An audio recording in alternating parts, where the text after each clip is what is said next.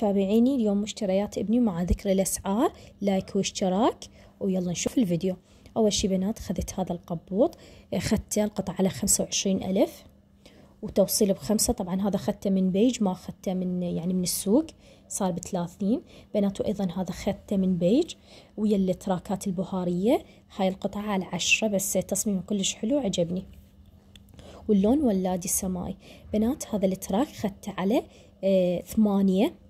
هذا بهاري، حبيت ألبس إياه وأشوفكم إياه. وأيضا هذا أخذته على 10,000 بهاري بنات، كلش حلو. هذا أخذته على 9 بهاري، حبيت ألبس إياه وأشوفكم إياه بنات. هنا من السوق أخذت هنا جفوف كلش حلو مال سبايدر مان ولادية. هنا بنات أخذت تراك اللون النيلي ويا المشمشي، كلش حلو بنات. ويرهم أيضا مال طلعات ويا بوتين، كلش حلو ومرتب. شوفوا لي الشكل بنات، والداخل مال بدي وأيضا الداخل مال بيجامة يكون مبطن بحيث كلش دافي على الأطفال. هاي القطعة على 17 بس أنا أخذتها على 16. أخذت قطعتين ب32,000. أيضا هذا بنات كلش حلو، القطعة على 16، هو راد على 17 بس أخذناه على 16. اثنين قطعتين ب32,000 وموديله كلش حلو بنات. وأيضا هذا الثاني هم مبطن من الداخل، ها كلش يدفي الأطفال.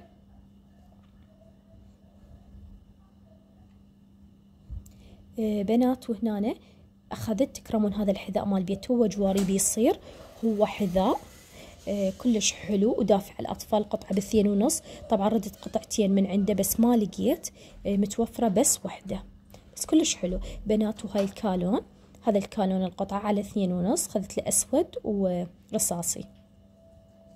أيضا هاي قطع الجواريب على 1000، كلش حلوات ومناسبات، خذت له أكثر من قطعة بنات. هذا البلوز كلش حلو، ويعني مال يلبس عليه بطلون كوباي وفوقه قبوط.